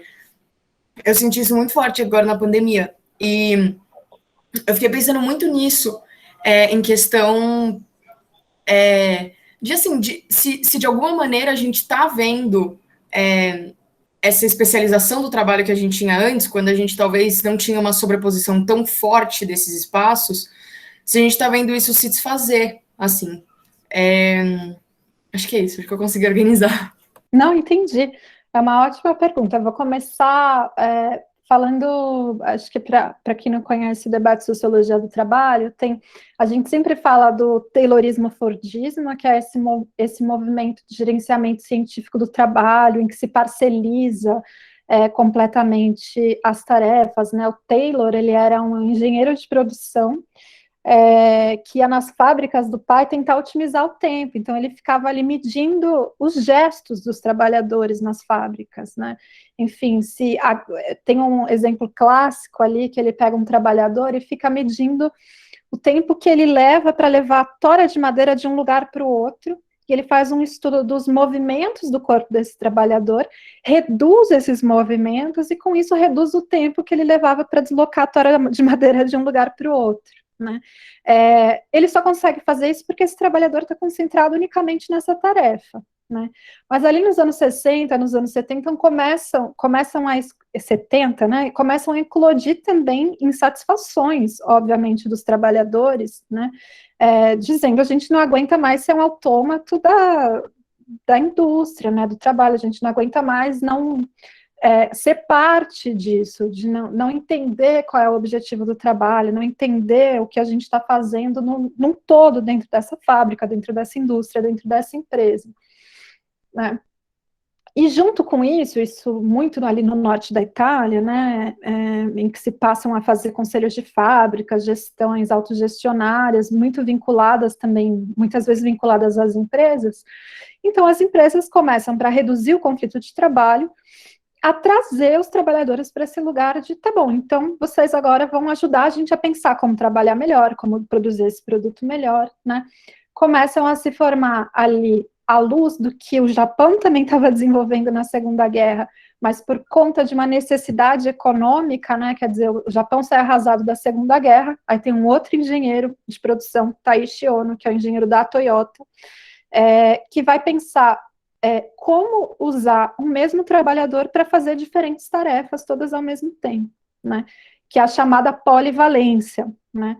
E essa polivalência fazia com que esses trabalhadores realizassem muitas tarefas ao mesmo tempo e que formassem ali o que se convencionou chamar de círculo de controle de qualidade, né? Em que eles mesmos avaliavam as ações da equipe, as ações do seu superior, né, essas avaliações que falam, né, que acontecem nas empresas hoje em dia, né, que eles chamam de avaliação 360, né, porque você avalia todo mundo e você é avaliado por todo mundo, né. Então, esses relatórios de gestão são produzidos pelos próprios trabalhadores, ou seja, os trabalhadores passam a acumular, inclusive, essa tarefa do controle, da vigilância, né, que é embutido pela competição e competitividade que é colocada entre si. Então, passam-se também, e a Toyota vira um grande fenômeno de crescimento, né, à luz dessa administração que é construída ali no pós-Segunda Guerra.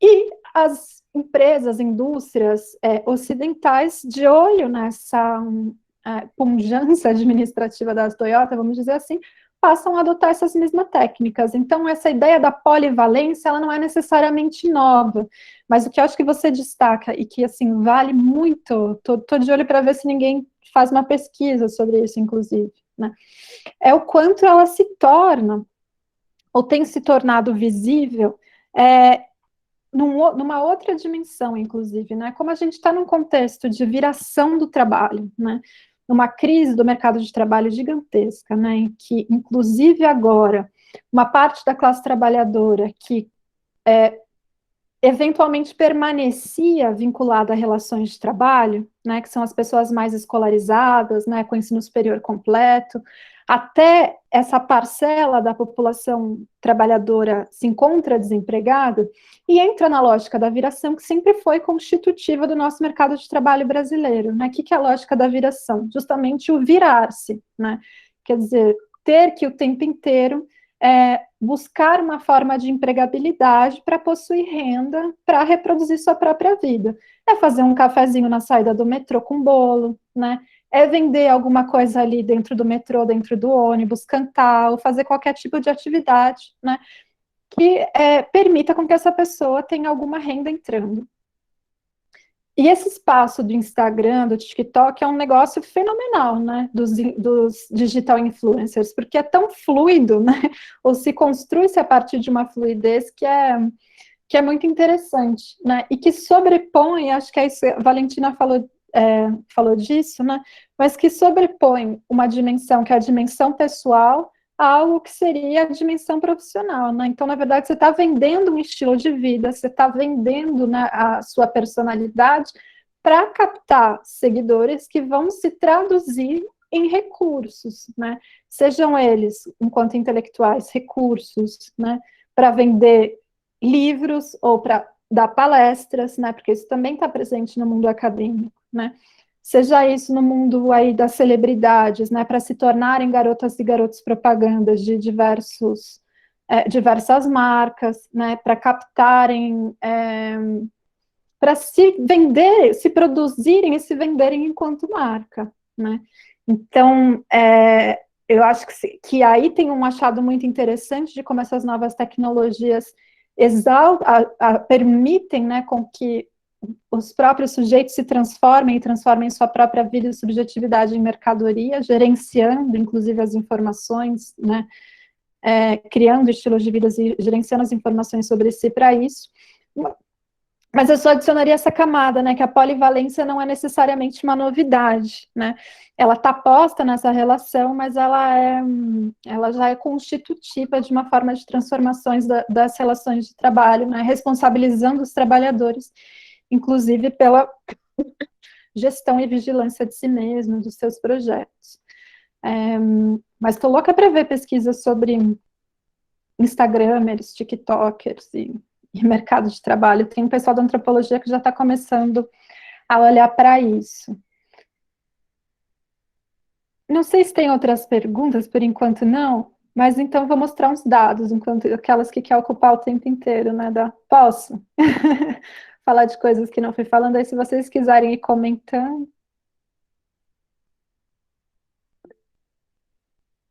Ah, que legal, Isadora. Se você puder pôr a referência aqui para a gente conhecer, eu agradeço. O site também. Ai, desculpa. Não, só falando disso. Eu não acho que ela já acabou o TCC, ela está fazendo ainda, mas ela está pesquisando sobre o TikTok, mercado de trabalho também. Bom, ela fez publicidade, então...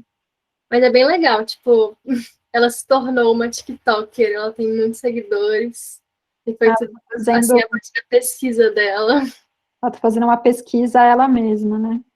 Com ela mesma. Sim, é muito legal. Só vou mostrar aqui para vocês uma pesquisa que eu fiz pela ABET. A ABET é a Associação Brasileira de Estudos do Trabalho, da qual sou vice-presidente, e a Patrícia Tropp é a presidente. A gente fez uma pesquisa em parceria com a CUT Rio e a CUT São Paulo. E vocês podem encontrar depois esse relatório completo aqui neste link, se quiserem baixar e observar depois. É sobre teletrabalho na pandemia, na experiência de teletrabalho desses trabalhadores que são filiados à CUT Rio e à CUT São Paulo.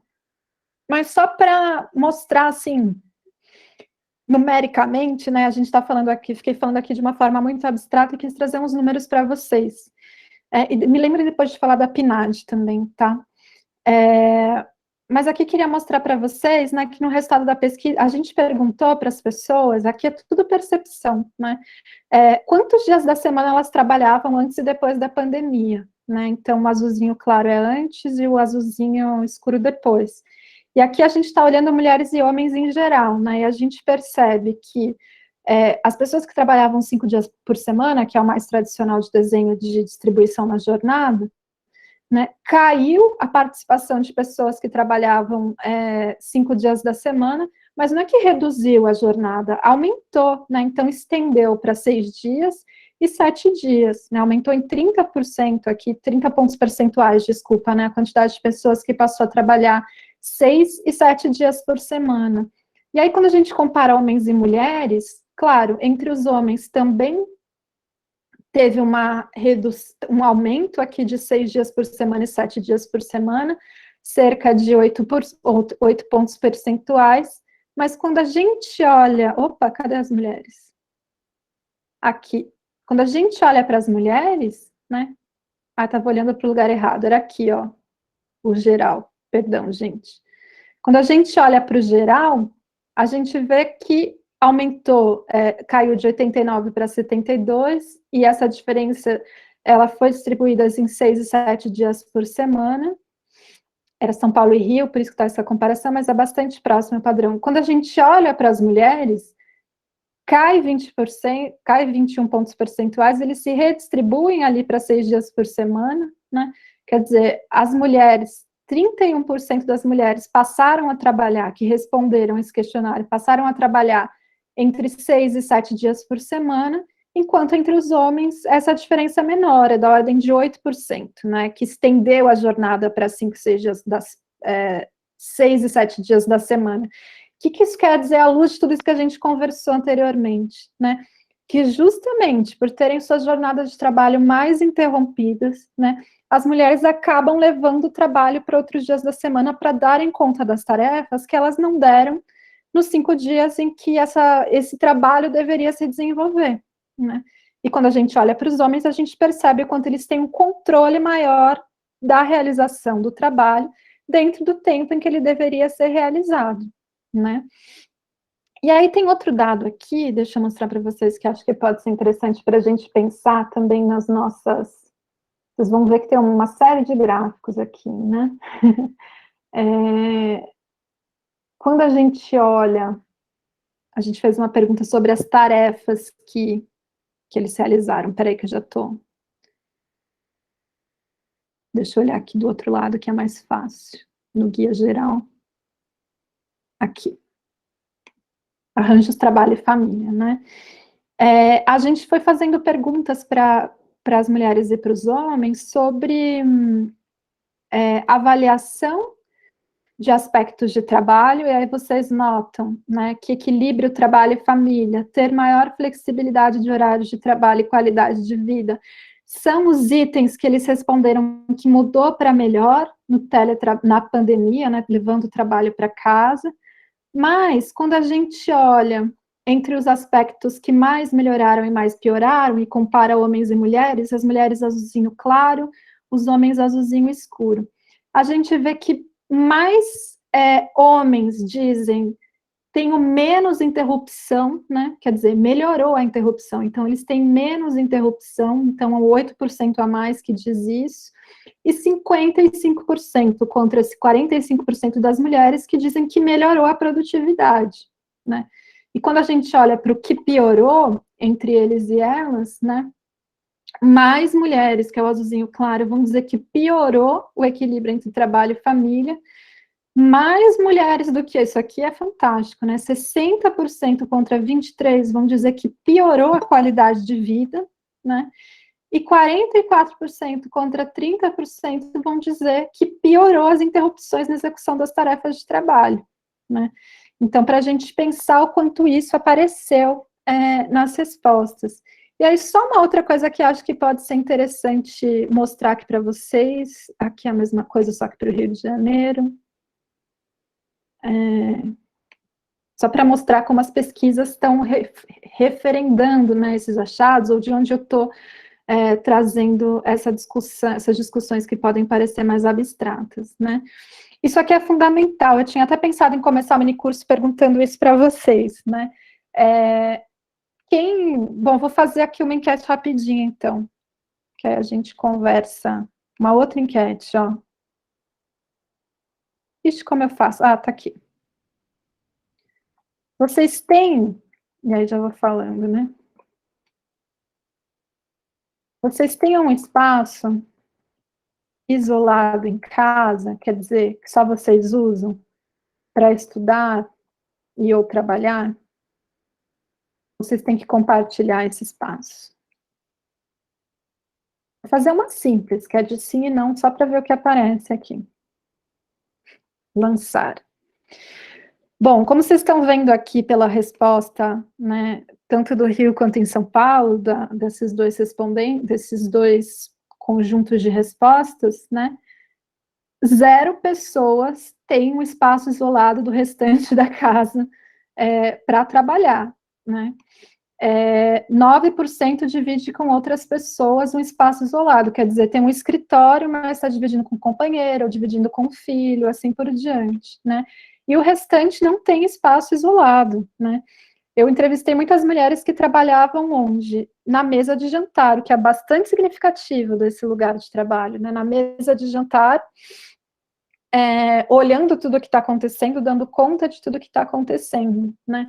Enquanto que os homens se trancavam dentro, né, do quarto, trabalhavam ou sentados na cama, ou armavam uma cadeira e uma mesa e fechavam a porta e seguiam trabalhando, né? Mas essa coisa da porta, ela é bastante porosa também, só para dizer para vocês que as mulheres que eu entrevistei que tinham um escritório com a porta fechada, falavam assim, não adianta nada, porque vira e mexe as pessoas batem na porta, entram, vêm fazer pergunta, né? Então, assim, a organização do espaço, ela impacta muito na possibilidade de concentração, né? E na criação de barreiras acústicas ou visuais também para a concentração acontecer. Mas as barreiras físicas, elas não são, por si mesmas, fatores de isolamento, né, das pessoas que estão no espaço dessa casa, assim como a fábrica não garantia que as mulheres parassem de pensar no trabalho doméstico, né, quer dizer, se está em reunião e começa a escutar um barulho, né, você já fica alerta para ver o que está acontecendo, né, enfim, se acontece alguma coisa dentro de casa, as pessoas vão bater na porta para perguntar o que está acontecendo, ou mandam mensagem no WhatsApp, posso entrar, né, já terminou, né, e tudo isso vai causando essas interrupções das quais a gente está falando, né. Além disso, a gente perguntou nessas crianças se as pessoas tinham filhos e se essas crianças estavam em idade escolar, né.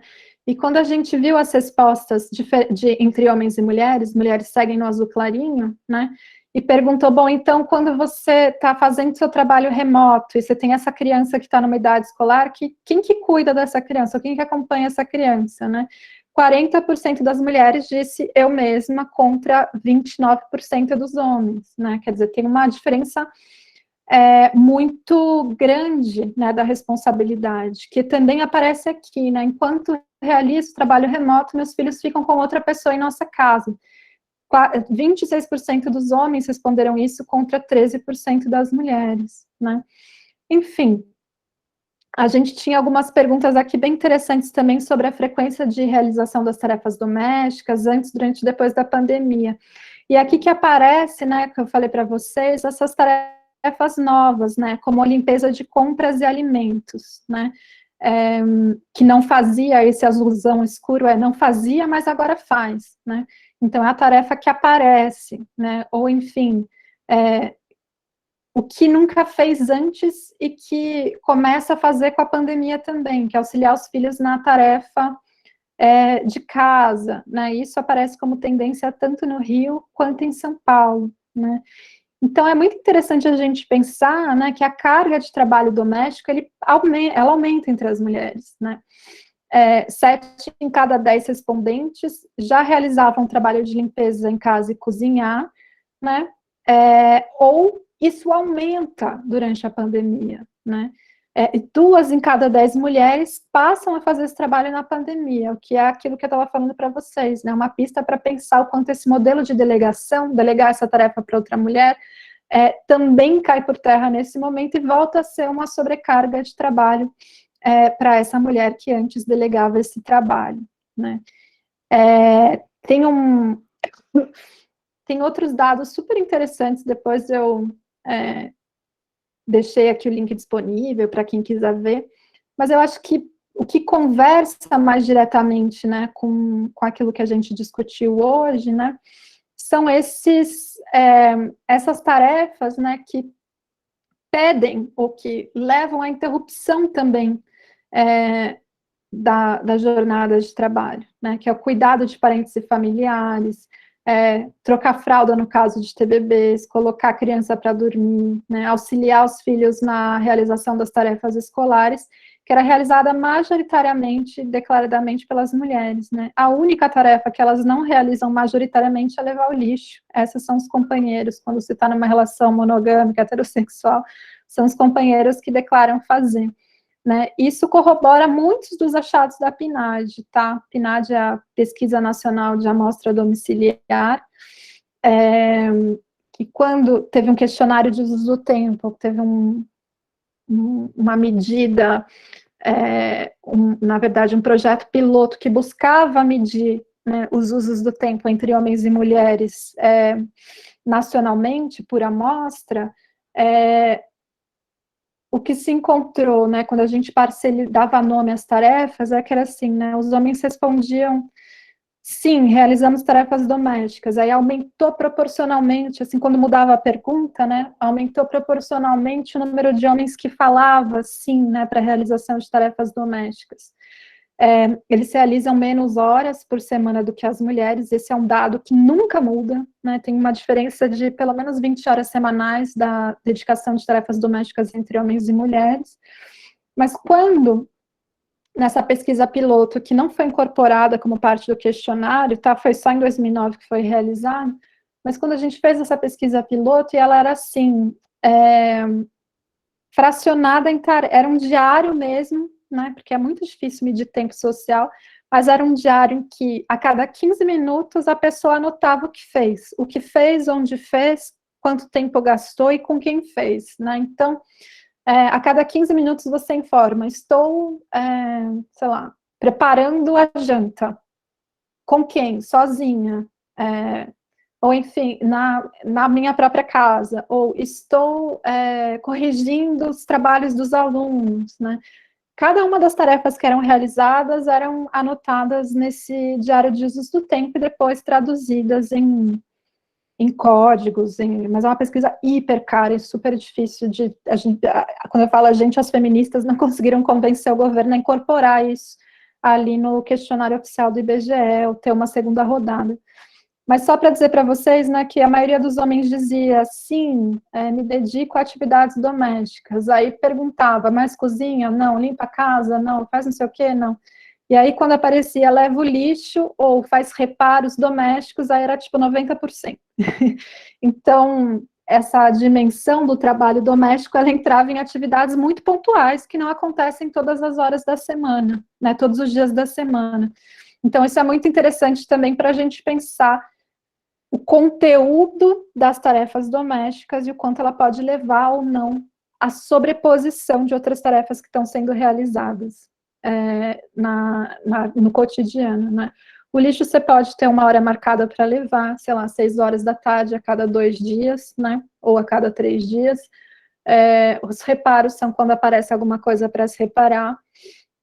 Não necessariamente é urgente, não necessariamente você precisa fazer naquele momento, mas cozinhar, limpar, tudo isso é constitutivo da reprodução social e são trabalhos cotidianos, né, que tem que ser feitos pelo menos ali umas 3 vezes por dia para dar conta da reprodução da vida das pessoas que compõem aquela unidade doméstica familiar, né, e elas são passíveis de serem realizadas concomitantemente a outras tarefas, né, que você está realizando, como os exemplos das minhas entrevistadas, que falam, bom, levo o computador, fico ouvindo, não sei, né, numa atividade aqui, estou ouvindo a aula com a câmera desligada, enquanto estou preparando a janta, né, acabei de terminar uma outra atividade, eu estou lendo um texto enquanto estou fazendo alguma outra coisa, né. Enfim, tudo isso foi muito potencializado com a pandemia, porque a gente traz todos esses conteúdos para dentro de casa, né? E imagino que isso esteja afetando também, não só afeta a vida de trabalho, mas isso esteja afetando muito a vida de vocês, né? Em termos de estudo, porque é difícil encontrar espaços de concentração também, né? Difícil encontrar espaços de isolamento das outras ocorrências da vida, né? Como, por exemplo, a biblioteca, né? Que também, além de tudo, é um espaço de sociabilidade, mas é um espaço de concentração, né? Onde você entra e automaticamente, pelo menos eu sou assim, eu adoro uma biblioteca, porque você entra, fica uma hora que seja do seu dia, pelo menos essa uma hora você leu, né? Uma parte daquele texto concentrada, dedicada, depois você sai, conversa com uma pessoa, pega uma referência, etc., né? Mas a pandemia e esse isolamento dentro de casa impôs, né, muitos desafios a todos nós, e não só o trabalho pago, mas também a rotina de estudos de vocês. Fala, Bianca. Você chegou a falar, né, já anteriormente, que as mulheres elas já têm essa carga mental, né, porque elas levam o trabalho de casa para o trabalho remunerado, né, ficam pensando nas coisas que tem que fazer. Aí eu queria saber se você acha que o home office ou também com a pandemia, essa questão de transposição de tempo e de lugar, se ela gera uma carga maior. Se a gente talvez pensar nesses 2 quesitos, né? Porque em ambos a gente consegue constatar que há uma carga mental maior para as mulheres do que para os homens. Mas se com a pandemia, ou se mulheres que já trabalham com home office, se isso se estende mais. Eu acho que com certeza sim, Bianca. Eu te responderia de pronto com duas coisas que as pesquisas têm mostrado. Primeiro, esse gerenciamento do espaço que elas têm que fazer o tempo inteiro, e o gerenciamento do tempo que elas têm que fazer o tempo inteiro dentro de casa para evitar conflito, né? Para evitar que as tarefas da família, inclusive, se sobreponham às suas, né, para evitar que elas sejam demandadas o tempo inteiro. Então, elas vão criando estratégias ao longo do dia, né, que eram muito mais fáceis de serem mobilizadas quando estava todo mundo fora de casa e depois chegavam nesse domicílio do que quando estão dentro de casa, né.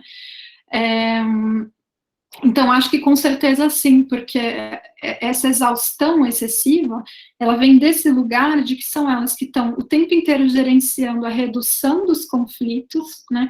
Não só teve uma sobrecarga, né, também de atividades, como a gente viu aqui por meio desses dados, mas também tem um terceiro elemento que eu acho que é incontornável, que é preciso enfrentar, né? A gestão da pandemia, ela foi privatizada no Brasil. Né? Quando eu falo privatizada, ela foi legada às famílias. Né? O controle dos riscos não foi feito pelo Estado em nenhum momento da pandemia. Né? Ele foi transferido para a responsabilidade dos núcleos familiares. Né? Isso faz com que alguém dentro dessa família assuma esse gerenciamento de quem sai, quem entra, como entra, né? O que sai aqui entra, como se limpa, né? Criar regras de circulação, criar regras e hábitos novos de gerenciamento de quem assiste a TV em que hora, porque isso pode atravessar o trabalho de outra pessoa, porque nem todo mundo tem espaço para compartilhar, né? Enfim, essa carga de gerenciamento cotidiana, tanto dos diferentes trabalhos que são realizados naquele espaço, quanto dos riscos sanitários, foi muito grandemente absorvido pelas mulheres, né? Então, essa é uma questão que, obviamente, né, assim, se desdobrou numa carga mental e num cansaço muito maior, numa exaustão emocional muito maior entre elas, para além, né, do cuidado, do gerenciamento dos cuidados dos familiares, né? Ligar para pai e mãe, para avô e vó, para tio e tia, para sobrinho, para afilhado, para perguntar, ou para dar bronca, para dizer, não pode sair sem máscara, tem que ter álcool gel, comprar, descobrir qual que é o melhor modelo de máscara e mandar para a família inteira, sabe? Tudo isso parece pequeno, mas isso consome tempo e energia, isso é gestão da crise sanitária. Né? E essa gestão individualizada da crise sanitária foi privatizada, foi transferida para as famílias. Né? Cada um, e a gente segue assim, foi interpretando as regras, né, que foram aparecendo de distintas fontes de informação, porque não tem um regramento centralizado provindo do Estado, e mesmo que houvesse, não é um lugar confiável para a gente extrair essas fontes de informação. Né? Então, esse estado de incerteza e de instabilidade no qual a gente se inseriu dentro da pandemia, também leva essas mulheres a gerenciar o tempo inteiro, né? E a buscar informações o tempo inteiro, né? Do que pode, do que não pode, do que vale, o que não vale, né? E a negociar o tempo inteiro os limites com as outras pessoas que compõem a unidade familiar, né? Isso, com certeza, leva a um estado de exaustão que muitas sequer conseguem nomear, né? Nomeiam como estou dando conta do meu filho enquanto eu trabalho, ou eu estou cansada de ficar em casa, ou eu estou, não sei mais o que eu faço para dar conta do trabalho e da vida doméstica, mas, assim, a questão não tem um espaço de isolamento, não tem um ponto de respiro mais, né?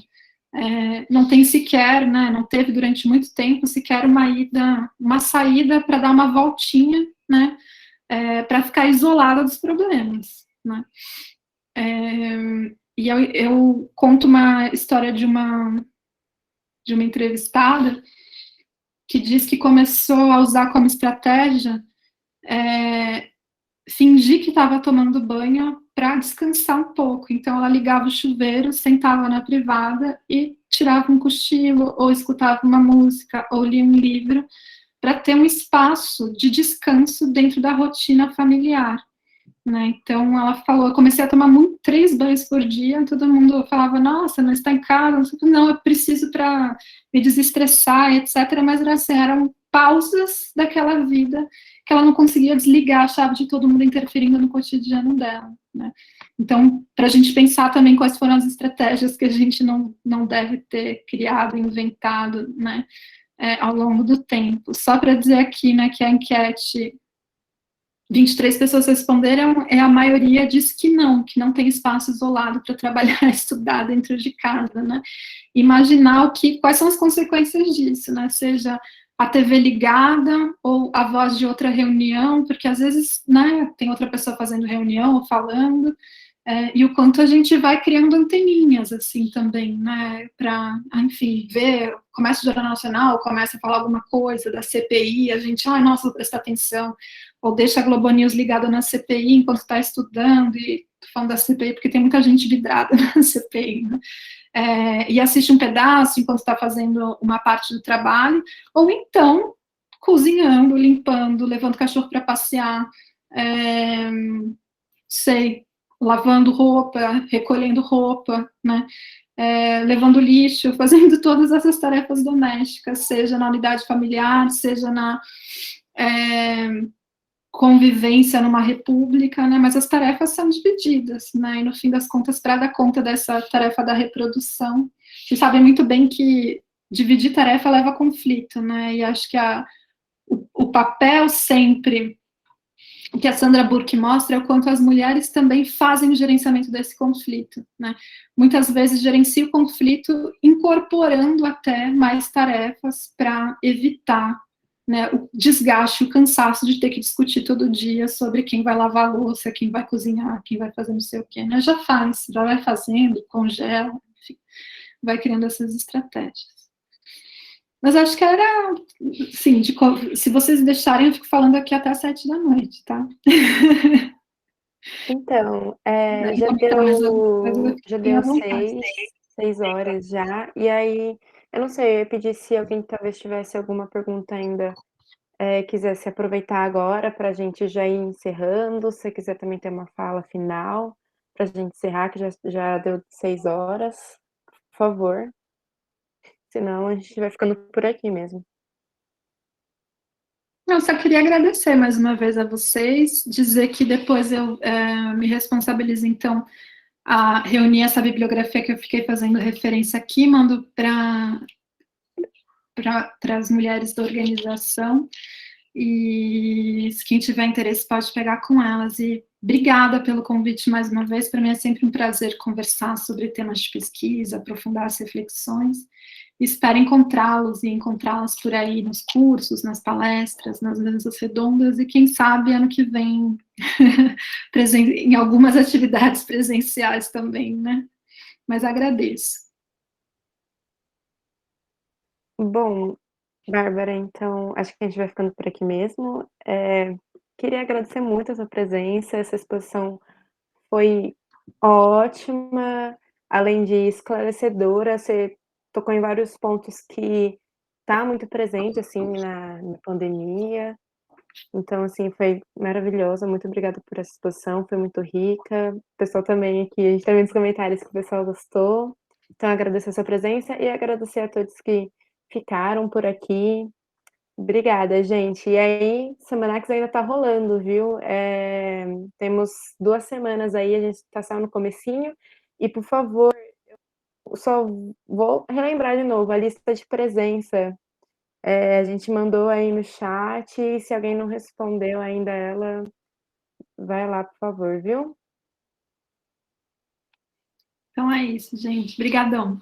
Beijo e boas semanates para vocês. Até a próxima. Obrigada, gente. Bárbara.